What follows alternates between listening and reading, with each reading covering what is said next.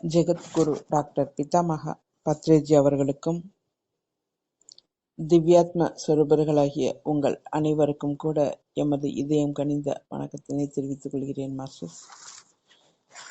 அது மட்டுமல்லாது இன்னும் எத்தனையோ யோகிகள், ரிஷிமார்கள், மகரிஷிகள், சப்த ரிஷிகள், பிரம்ம ரிஷிகள் அனைவருக்கும் கூட எமது இதயம் கனிந்த வணக்கத்தினை தெரிவித்துக் கொண்டு இன்னைக்கு நாம 116 திவ்ய மகரிஷிகள் என்ற தலைப்புல காத்யாயன மகரிஷி பத்தி நாம இன்னைக்கு தெரிந்துக்க இருக்கிறோம் மாஸ்டர்ஸ்.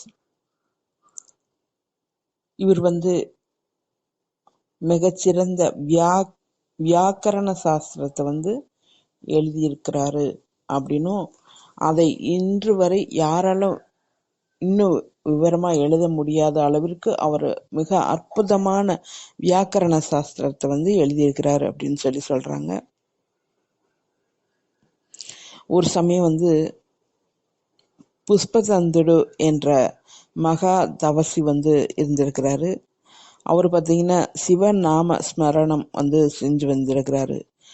அவருக்கு ஒரு சாபத்தின் மூலமா வேதனை அடைந்து வந்திருக்கிறாரு. மகாசிவன் அவருக்கு காட்சி அளித்து, எதற்கும் வருந்தாத, எல்லாமே நம்மோட நன்மைக்கு, உன்னோட நன்மைக்கு தான் நடக்கும் அப்படின்னு சொல்லியிருக்காரு. நீ மீண்டும் ஒரு பிராமண குடும்பத்துல பிறந்து மறுபிறவில என்னிடமே சேர்ந்துருவ பக்தியில அப்படின்னு சொல்றாரு. இதுல நாம தெரிஞ்சுக்கிறது என்னன்னா, நமக்கு என்ன ஒரு கஷ்டம் வந்தாலும் சரி, அது நம்மளுடைய நன்மைக்காகத்தான் இருக்கும். நமக்கு எது நடந்தாலும் கூட நமது நன்மைக்காக தான் நடக்கும் அப்படின்னு நம்ம தெரிஞ்சுக்கணும். நாம அதாவது சாபம் கிடைச்சிச்சு அப்படின்னா கூட அதுலேயும் ஒரு நன்மை தான் கிடைக்கும். நாம் ஒன்று நினைக்கிறோம், வேறு ஒன்று நடக்குது, அதற்கு வருத்தப்படாம, அந்த மாதிரி எல்லாம் வருத்தப்படாம எல்லாமே நமது நன்மைக்கு தான் அப்படின்னு நம்ம தெரிஞ்சுக்கணும் மாஸ்டர்ஸ். எதுவும் நாம நினைக்கிறது எதுவுமே நடக்கல அப்படின்னு வருத்தப்பட வேண்டாம். ஏன்னா அதுவும் கூட நம்மளுடைய நன்மைக்காக தான் இருக்கும் அப்படின்னு சொல்ல வராங்க. உதாரணத்துக்கு பார்த்தீங்கன்னா, அதாவது உனது பக்தியில எத்தனை ஜென்மம் எடுத்தாலும் கூட எனக்கு சந்தோஷம்தான். ஏன்னா அப்படின்னு சொல்றாரு அந்த புஷ்பதந்தர். யார்கிட்ட? மகாசிவன்கிட்ட. உன்னோட பக்தியில நான் எத்தனை பிறவி எடுத்தாலும் கூட எனக்கு அது சந்தோஷம்தான் அப்படின்னு சொல்றாரு. சோமதந்தர், வசுதந்தர் அப்படிங்கிற இருவர்களுக்கு குழந்தையாக பிறக்கிறாரு. அவர் யாரு? அந்த புஷ்பதந்தர் முதல் பிறவில புஷ்பதந்தர், அதன் பிறகு சோமதந்தர், வசுதந்தர் அவர்களுக்கு குழந்தையாக பிறக்கிறாங்க. குழந்தையாக இருக்கும் போதே திவ்ய தேஜஸா இருக்காங்க. அதாவது பிரகாசமா இருக்கிறாராமா அந்த குழந்தை. ஏன்னா அதற்கு முன்னாடி அவரு நிறைய தியான சாதனை, சிவபக்தியில இருந்திருக்கிறாரு இல்லையா, அதனுடைய சாராம்சம் அந்த மாதிரி இருக்கு. அந்த மாதிரி பிரகாசமா பிறந்திருக்கிறாரு. ஏன்னா அவர் செய்த அந்த தியான சாதனையினால. அப்பொழுது பாத்தீங்கன்னா ஒரு ஆகாசவாணி கேக்குதாமா. என்னன்னா, இந்த குழந்தை பிற்காலத்துல வர்ஷோத்தர் அப்படிங்கிற ஒரு குருவிடம் சேர்ந்து வியாக்கரண சாஸ்திரத்தை ரொம்ப அற்புதமா எழுதுவாரு அப்படின்னு ஒரு ஆகாசவாணி கேக்குதாமா. நமக்கு கூட பாத்தீங்கன்னா தியானத்துல நம்ம தியான சாதனை பண்ணிட்டு இருக்கும்போது நமக்கு சில குரல்கள் ஆகாசவாணி ஒரு பிரகாசமா நமக்கு கேட்கும். அதை நம்ம ஃபாலோ பண்ணணும். அதை நம்ம நடைமுறைப்படுத்தும் போது நம்ம மிகவும் அற்புதமான ஒரு அனுபவத்தை நம்மளால பெற முடியும் மாஸ்டர்ஸ். அது உணர்ந்து கொள்ளணும். நமக்கு அகத்திலே வரக்கூடிய அந்த செய்திகள் இருக்கு இல்லையா, அது பாத்தீங்கன்னா நம்மளுடைய மனத்திலிருந்து வராது.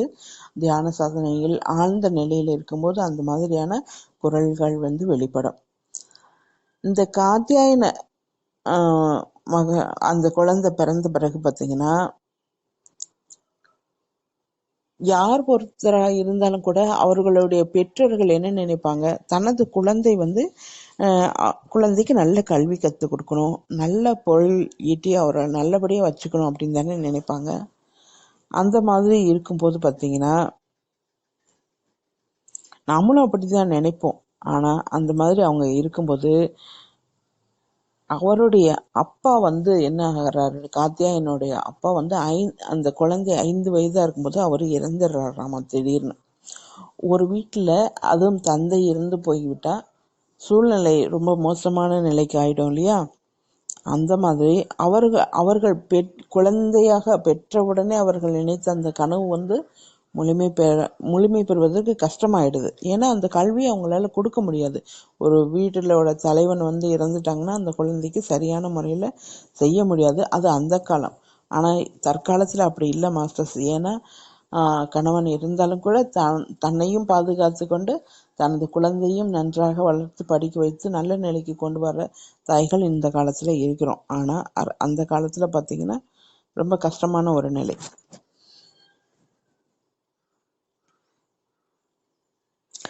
அதான் நாம ஏதோ நினைக்கிறோம், நம்ம குழந்தைக்கு நல்ல கல்வி கொடுக்கணும், நல்ல நிலையில கொண்டுட்டு வரணும்னு நினைக்கிறோம். ஆனா விதி வேற மாதிரி செயல்பட்டுடுது இல்லையா? அந்த மாதிரி இருக்குது. அதை நினைச்சு அந்த தாய் ரொம்ப வருத்தப்படுறாங்க. யாரு? அந்த காத்தியாயனுடைய அம்மா வந்து ரொம்ப வருத்தப்படுறாங்க. தன்னோட குழந்தைய நல்ல முறையில வளர்க்க முடியாம போயிடுச்சு அப்படின்ட்டு. நிறைய ஆசை சம்பாதிக்கணும்னு நினைச்சோம், ஒன்றும் பண்ண முடியாம போயிடுச்சு அப்படின்ட்டு. ஒரு சமயம் வந்து இன்னொரு இது சொல்றாங்க. ஒரு ஊர்ல 2 பேர் இருக்காங்க, அண்ணன் தம்பிகள். உதாரணத்துக்கு சொல்றாங்க, அண்ணன் தம்பிகள் இருக்கிறாங்க. அதாவது பாத்தீங்கன்னா வேதசுவாமி கரங்குடு அப்படின்னு சொல்லிட்டு, இந்த கரங்குடு அப்படிங்கிறவர் வந்து அண்ணன். அவர் என்ன பண்றாரு, ஒரு சமயத்துல ஒரு காலகட்டத்துல அவர் வந்து இறந்து போயிடுறாரு. அவர் இறப்பை தாங்க முடியாத அவருடைய தம்பியான வேதசுவாமிங்கிறவரு தன்னுடைய அண்ணனுடைய இறப்பை தாங்க முடியாம என்ன பண்றாரு, அவரும் தற்கொலை பண்ணிக்கிட்டு இறந்து போயிடுறாரு. அதனால என்ன நடக்குது அப்படின்னா, அந்த குடும்பத்துல 2 பேரும் இறந்து போறதுனால அவர்களுடைய மனைவிமார்கள் வந்து அனாதையா ஆயிடுறாங்க. அவங்களுக்கு வந்து எந்த ஒரு உதவியும் இல்லாத அளவுக்கு அந்த மாதிரி ஆயிடுறாங்க. அவர்களது குழந்தைகள் 2 இருக்கிறாங்க. அவர்களுக்கும் பெற்றோர் இல்லை அப்படின்னா, தந்தை இல்லைங்கும் போது அவர்களும் மோசமான நிலைக்கு ஆயிடுறாங்க. அந்த இறந்து போன 2 மனைவிமார்கள் என்ன பண்றாங்கன்னா, அந்த காலத்துல உடன்கட்டை ஏறுதல்ங்கிற ஒரு பழக்கம் இருந்தது.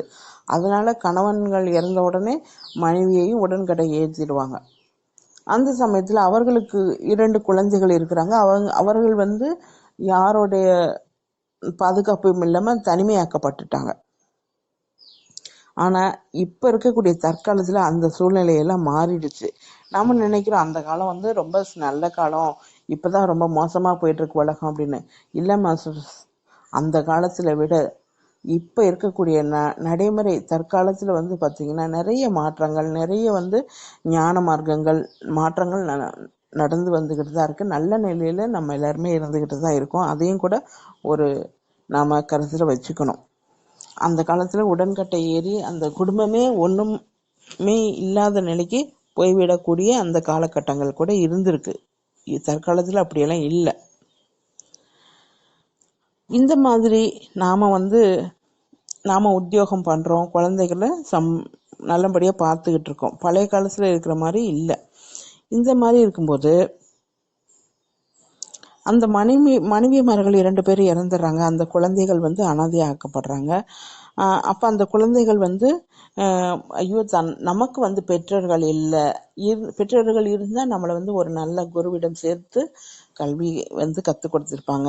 இப்ப இல்லை, இருந்தாலும் என்ன பண்றது, ஆனாலும் நம்ம ஒரு குருவை போய் தேர்ந்தெடுத்து நாம கண்டிப்பா கல்வி கத்துக்கணும் அப்படின்னு அந்த ஆர்வம் வந்து அவங்க இந்த 2 குழந்தைகளுக்கும் இருந்தது. அவங்க என்ன பண்றாங்க, அவங்க சுற்றி சுற்றி தேடி தேடி போயிட்டு இருக்காங்க, யாராவது ஒரு குரு கிடைப்பாங்களா அப்படின்னு சொல்லிட்டு. அந்த மாதிரி சமயத்துல வந்து பாடலிபுத்திரம்ங்கிற ஒரு ஊருக்கு வர்றாங்க. அங்க பாத்தீங்கன்னா அங்க சொல்றாங்க, இது போல எங்களுக்கு குரு கிடைக்கணும் அப்படின்னு சொல்லிட்டு கேட்டுட்டு இருக்கும் போது அங்க இருக்கிற ஒருத்தர் சொல்றாரு, அதாவது வருஷப்பாயுடு அப்படிங்கிற ஒரு பண்டிதர் இருக்கிறாரு, அவரிடம் போனீங்கன்னா நல்லபடியா வித்தியை வந்து உங்களுக்கு வித்தியை கற்றுக் கொடுப்பாரு அப்படின்னு அவர் சொல்றாங்க.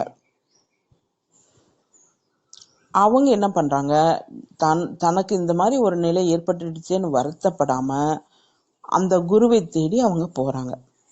அவங்க முயற்சித்து ஒரு குருவை அங்க போய் போறாங்க. அங்க பாத்தீங்கன்னா பாடலிபுத்திரம் போயிடுறாங்க. அங்க பாடலிபுத்திரம் போயிட்டு அந்த குருவை தேடி போயிட்டு இருக்காங்க. அங்க போயிட்டு கேக்குறாங்க, என்னன்னா வர்ஷோபாயுடுங்கிற குரு இந்த ஊர்ல இருக்கிறாரா அப்படின்னு சொல்லிட்டு அந்த ஊர் மக்கள்கிட்ட கேக்குறாங்க. அப்போ அந்த அந்த ஊர் மக்கள் என்ன சொல்றாங்கன்னா, அவர் குருவாவா என்னவோ எங்களுக்கு தெரியாது, ஆனா அந்த பேர்ல ஒரு மூர்க்கன் இருக்கிறாங்க அப்படின்னு சொல்றாங்க. அந்த வர்ஷோபாயன் அப்படிங்கறது பேர்ல அவர் குருவா என்னன்னு எங்களுக்கு தெரியாது, ஆனா அந்த பேர்ல ஒரு மூர்க்கன் இருக்கிறாங்க அப்படின்னு சொல்றாரு. அதற்கு இந்த குழந்தைங்க சொல்றாங்க, அவர் மூர்க்கரா என்னவோ எங்களுக்கு தெரியாது, ஆனா அவரோட வீட்டை எங்களுக்கு காமிங்க, நாங்க பாத்துக்கிறோம் அப்படின்னு சொல்றாங்க. இதுல இருந்து நம்ம என்ன தெரிஞ்சுக்கணும்னா, இவங்க ஒரு ஆர்வத்தோடு தேடி வந்திருக்காங்க. அந்த ஊர் மக்கள் அவர்களுடைய கருத்துக்கள் அந்த மாதிரி இருக்கு. அவர் குருவா என்னன்னு தெரியாது, அவர் ஒரு மூர்க்கன்னு சொல்றாங்க. இவங்க பின்வாங்காம, ஐயோ மூர்க்கரா, நாம போய் இப்படி வந்துட்டோமே தேடி அப்படின்னு சொல்லி நினைக்காம, அவர் என்னவா இருந்தா எங்களுக்கு என்ன, அவருடைய வீட்டை எங்களுக்கு காமிங்க அப்படின்னு சொல்லிட்டு இந்த குழந்தைங்களை சொல்றாங்க.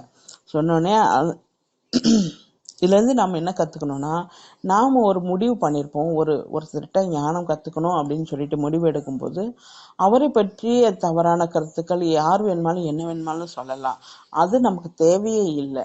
நாம என்ன நினைக்கிறோம், நாம ஒருத்தர்கிட்ட கல்வி ஏதாவது ஞானம் தெரிந்துக்கணும்னா நமது வேலை என்னமோ அந்த ஞானத்தை கத்துக்கணும். அந்த ஞானம் அவர்கிட்ட இருக்கா, அதை தான் நம்ம பார்க்கணுமே தவிர அவருடைய இயல்பு வாழ்க்கைய பத்தி நம்ம ஆராய்ச்சி பண்ணக்கூடாது அப்படிங்கிற ஒரு விஷயத்த இந்த இடத்துல சொல்றாங்க மாஸ்டர்ஸ். நம்ம அவர் யாரு எப்படி இருந்தா நமக்கு அது தேவையில்லை, அவருடைய ஞானம் தான் நமக்கு தேவை, அதை தான் நம்ம கவனிக்கணும் அப்படின்னு சொல்லிட்டு இந்த இடத்துல சொல்ல வர்றாங்க.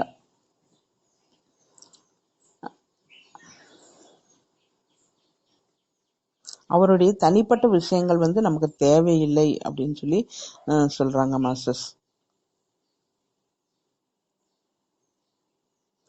அப்ப பாத்தீங்கன்னா அந்த வீட்டை அந்த ஊர்க்காரங்க காமிக்கிறாங்க. இவர்கள் அந்த வர்ஷோபாயோட வீட்டுக்கு போறாங்க. அங்க பாத்தீங்கன்னா அவருடைய மனைவி தான் அங்க இருக்கிறாங்க, அவர் இல்ல. அப்ப அந்த மனைவி கிட்ட கேக்குறாங்க, அவருடைய மனைவி கிட்ட, இங்க வர்ஷோபாயோட பத்தி நாங்க சந்திக்க வந்திருக்கிறோம் அப்படின்னு சொல்றாங்க. சொன்னோடனே அப்படியா, சரி வாங்கன்னு அவங்கள வரவேற்று உபசரிக்கிறாங்க அந்த மனைவியானவங்க.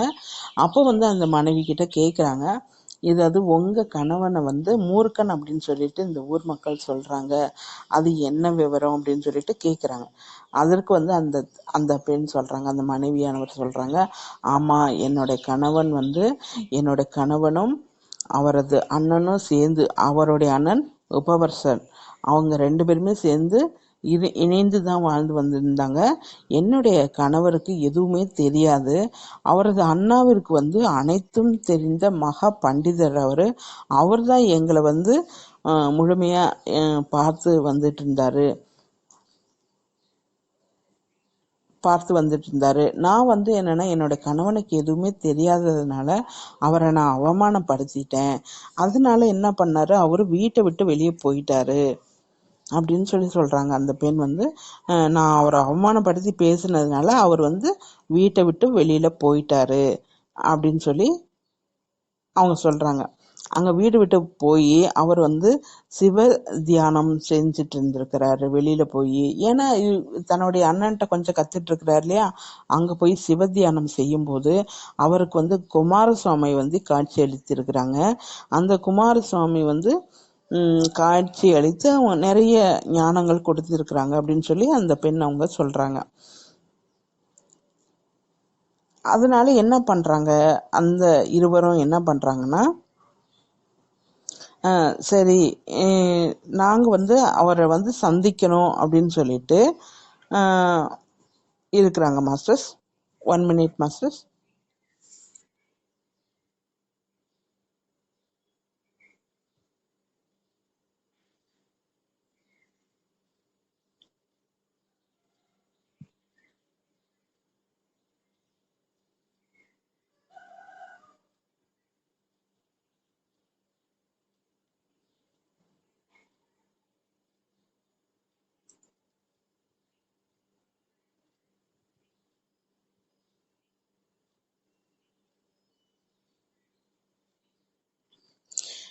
Okay masters. அப்போ பார்த்தீங்கன்னா அந்த அந்த இவர் இருக்கிறார் இல்லையா, வர்ஷோபாயுடு, அவரை தேடி போகணும் அப்படின்னு சொல்லிட்டு இவங்க இருவரும் முயற்சி பண்ணி அவங்க தேடி வெளியில தேடி ஏன்னா அவர் வீட்டை விட்டு வெளியில போயிட்டாருங்கிறதுனால அவரை தேடி இவங்க வந்து வெளியில சுத்தி சுத்தி அலைந்துகிட்டு இருக்காங்க. அலைஞ்சிட்டு பாத்தீங்கன்னா அவங்க ஒரு வீட்டுக்கு முன்னாடி போய் அமர்றாங்க. அந்த வீடு யாரு அப்படின்னா அந்த காத்தியாயன் வீட்டுக்கு முன்னாடி போய் அமர்ந்திருக்கிறாங்க. காத்தியாயன் யாரு? அவருடைய தந்தை வந்து சிறு வயதிலே இறந்துட்டாங்க, தாய் தான் வளர்த்து வந்துட்டு இருக்கிறாங்க இல்லைங்களா. அவருடைய இன்னொரு பேர் என்னன்னா சந்துருதரன் அப்படிங்கிற இன்னொரு பேரும் கூட இருக்கு. இந்த மாதிரி அவங்க இருக்கும்போது அந்த காலத்துல பெண்கள் வந்து கணவன் இல்லைன்னா வெளியில போக முடியாது இல்லையா. அந்த மாதிரி இவங்க வந்து வெளியில எங்கேயும் போக முடியாது. ஆனா காத்தியாயனோட அப்பா இருக்கிற வரலும் அந்த ஊர்ல எந்த ஒரு கலைஞன் வந்தாலும் கூட அவர்களை சரியான முறையில உபசரிப்பாங்களாம். எப்போ இந்த தந்தை இல்லையோ, ஆண் இல்லையோ, அப்ப யார் வந்தாலும் இவங்க வீட்டுக்கு அழைத்து வர முடியாத சூழ்நிலை உருவாகிரும். அதை நினைச்சு அந்த காத்தியாயனோட அம்மா வந்து ரொம்ப வருத்தப்படுவாங்களாம். அந்த சமயத்துல அந்த ஊருக்கு ஒரு நாட்டியம் ஆடக்கூடிய கலைஞர் வந்திருப்பாரு. அவரை வந்து தனது வீட்டுக்கு அழைத்து வந்து உபசரிக்க முடியலையே, அந்த நாட்டியத்தை தன்னால பார்க்க முடியலையே அப்படின்னு சொல்லிட்டு காத்தியாயனுடைய அம்மா ரொம்ப வருத்தப்படுவாரு. அதற்கு அந்த காத்தியாயன் என்ன சொல்வாருன்னா, அம்மா நீ வருத்தப்படாத, நான் போய் அதை பார்த்துட்டு அதை கத்துக்கிட்டு வரேன் அப்படின்னு சொல்லிட்டு இவர் கிளம்புவாராம். இத வெளியில இருந்து இத கேட்டுக்கிட்டு இருக்க அந்த இருவரும் என்ன பண்ணுவாங்க, அது எப்படி ஒரு நாட்டியத்தை பார்த்துட்டு கத்துக்கிட்டு வந்து தன்னுடைய தாய்க்கு காமிக்கிறேன் நாட்டியம் ஆடி அப்படின்னு சொல்றாரு அப்படின்னு சொல்லிட்டு, சரி இவங்களை பின்னாடி போலாம் அப்படின்னு சொல்லிட்டு அவரு காத்தியாயன் பின்னாடி இந்த இருவரும் போவாங்களாம். அங்க போனா அந்த நாட்டியம், அந்த அந்த நபர் வந்து நாட்டியம் ஆடி இருப்பார் இல்லையா, அது அந்த காத்தியாயன் ஒரு முறைதான் பார்ப்பாரு. பார்த்துட்டு அதை அப்படியே தனது தாய்கிட்ட வந்து அவர் என்ன பார்த்தாரோ அதே மாதிரி வந்து அங்க நாட்டியம் ஆடி காமிப்பாராமா. அந்த நாட்டியமாடி காமிக்கும் போது இவங்க ரொம்ப ஆச்சரியப்படுவாங்களாம். அது எப்படி ஒரே சமயத்துல வந்து ஒரே சமயம் தான் பார்த்துருக்கிறாரு, அந்த நாட்டியத்தை எவ்வளவு அழகா வந்து ஆடி இருக்கிறாரு இந்த அப்படின்னு சொல்லிட்டு இவங்க ரெண்டு பேரும் பார்த்துட்டு பேசுவாங்களாம். அந்த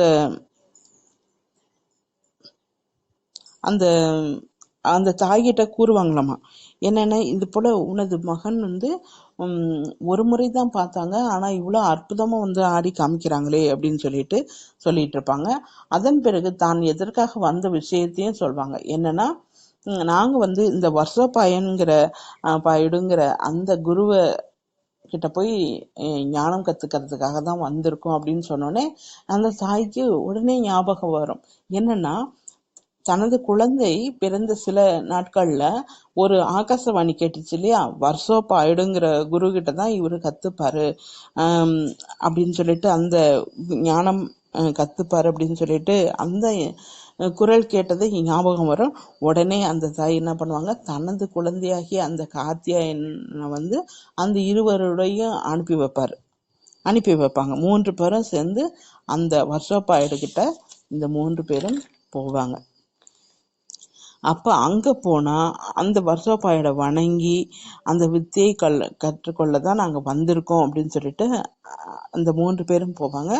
அப்ப வந்து அவர்களை 3 பேரையும் அழைத்து அவர் அந்த ஓங்காரத்தை வந்து அவங்களுக்கு கற்றுத்தருவார். ஓங்காரத்தின் மூலமா ஆரம்பித்து அந்த வித்தியை முழுவதும் கூட அவர்களுக்கு கற்றுக் கொடுப்பாங்க. 3 வேதங்களையும் அவர்கள் கற்றுக் கொடுப்பாராமா.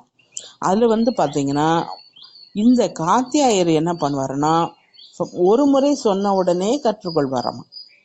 இரண்டாவது இன்னொருத்தர் வசந்தாகிங்கிறவர் என்ன பண்ணுவாராமா, 2 முறை கூறினா அவர் கற்றுக்கொள்வாராமா.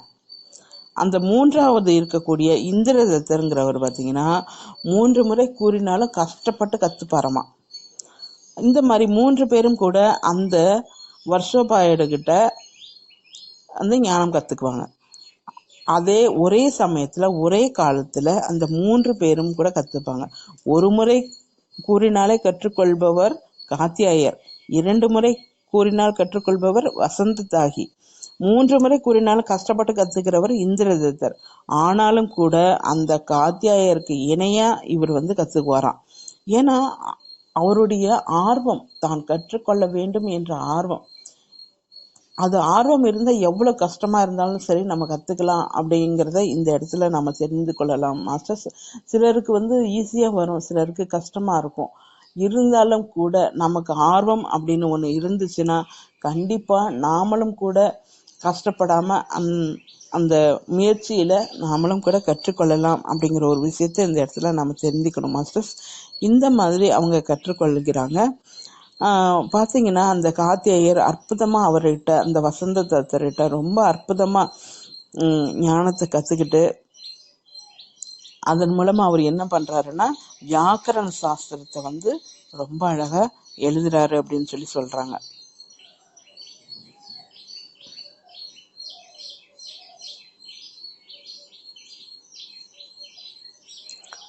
அதே சமயத்தில் பார்த்தீங்கன்னா அந்த ஊரில் கந்தர்வ தேசத்தில் பாணியன் அப்படிங்கிற ஒருத்தர் இருந்தார்.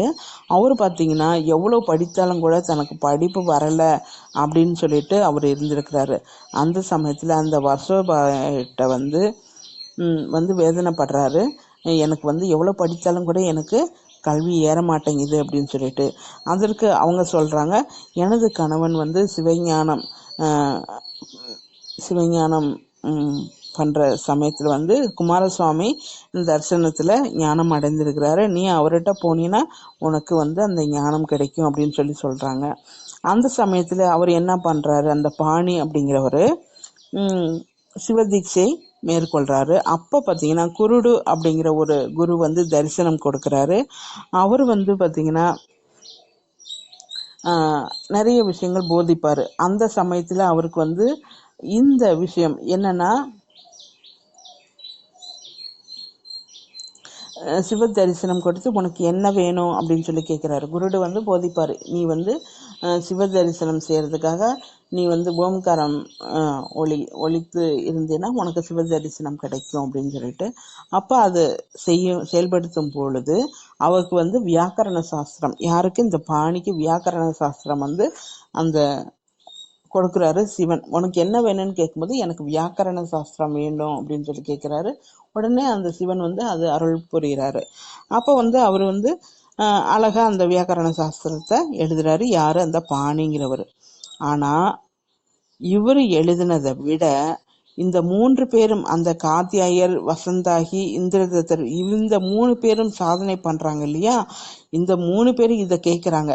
யாருக்கிட்ட, இந்த பாணிகிட்ட இந்த விஷயத்த கேட்கும்போது அவர் சொல்றாரு, எனக்கு இந்த சிவன் வியாக்கரண சாஸ்திரத்தை கொடுத்துருக்கிறாரு, அருள் பாலிச்சு இருக்கிறாரு அப்படின்னு சொல்லிட்டு. இதை கேட்ட அந்த காத்தியாயர் என்ன பண்றாரு, அந்த ஓங்காரநாதம் ஒழித்து சிவதீட்சை பண்ணி அந்த மறுபடியும் அந்த சிவன்கிட்ட இருந்து அந்த அருளை பெறுறாரு. பெறும்போது பார்த்தீங்கன்னா இந்த பாணியை விட அதிகப்படியான, ஏன்னா இவர் ஒரு முறை கேட்டாலே இவருக்கு அதிகமாக அந்த ஞானம் இருக்கும் இல்லையா, உடனே அவரால் புரிந்து கொள்ள முடியும் இல்லையா. அதனால ரொம்ப அற்புதமாக அந்த வியாக்கரண சாஸ்திரத்தை புரிந்துக்கிட்டு அவர் அதை எழுதியிருக்கிறாரு அப்படின்னு சொல்கிறாங்க. அதை இந்நாள் வரலும் யாராலும் அதை திரும்பி வேற மாதிரி எழுத முடியல. அந்த அளவுக்கு புகழ்பெற்று சிறந்து எழுதியிருக்கிறாரு அந்த காத்தியாயர் அப்படின்னு சொல்லி சொல்றாங்க. இதை பார்த்த உடனே அந்த பாணிக்கு ரொம்ப பொறாமை போட்டிகள்லாம் ஏற்பட்டுச்சா. ஏன்னா தானும் அவரும் எழுதியிருக்கிறார் வியாக்கரண சாஸ்திரம், ஆனாலும் கூட அவரை விட பல மடங்கு அற்புதமா எழுதியிருக்கிறாரா இந்த காத்தியாயர். ஆனா பாணி கூறிதான் இவர் வந்தார், இருந்தாலும் கூட அவ்வளவு சிறப்பா அவரால் பண்ண முடிஞ்சிச்சு அப்படின்னு சொல்லி சொல்றாங்க மாஸ்டர்ஸ். அவளை எவ்வளவுதான் போட்டி பொறாமைப்பட்டாலும் கூட அதுவும் கூட ஏற்படும் அப்படிங்கிறாங்க. நாம ஒரு விஷயம் ஒரு இது சாதிக்கும் போது நமக்கும் கூட அந்த மாதிரியான போட்டிகள் பொறாமைகள் வரும். அந்த இதெல்லாம் தவிர்த்துட்டு நாம நம்மளுடைய செயலில் முக்கியத்துவம் கொடுக்கணும், நாம சிரத்தையோட செய்யணும் அப்படிங்கிற ஒரு விஷயத்த இந்த இடத்துல நம்ம கற்றுக்கணும் மாஸ்டர்ஸ். இந்த மாதிரி காத்தியாயன மகரிஷி தன்னுடைய வாழ்நாளில் தான் தந்தை தனது சிறு வயதிலேயே விட்டுட்டு போயிட்டாலும் கூட அவர் நிறைய அதாவது தியான சாதனையின் மூலம் நிறைய விஷயங்கள் கற்றுக்கிட்டு இந்த வியாக்கரண சாஸ்திரம் கூட எழுதியிருக்கிறாரு அப்படிங்கிற ஒரு விஷயத்தை இதன் மூலம் தெரிந்து கொள்ளலாம் மாஸ்டர்ஸ். ஓகே மாஸ்டர்ஸ், மீண்டும் நாளை வேற ஒரு மகரிஷி பற்றி தெரிந்து கொள்ளலாம். Thank you masters.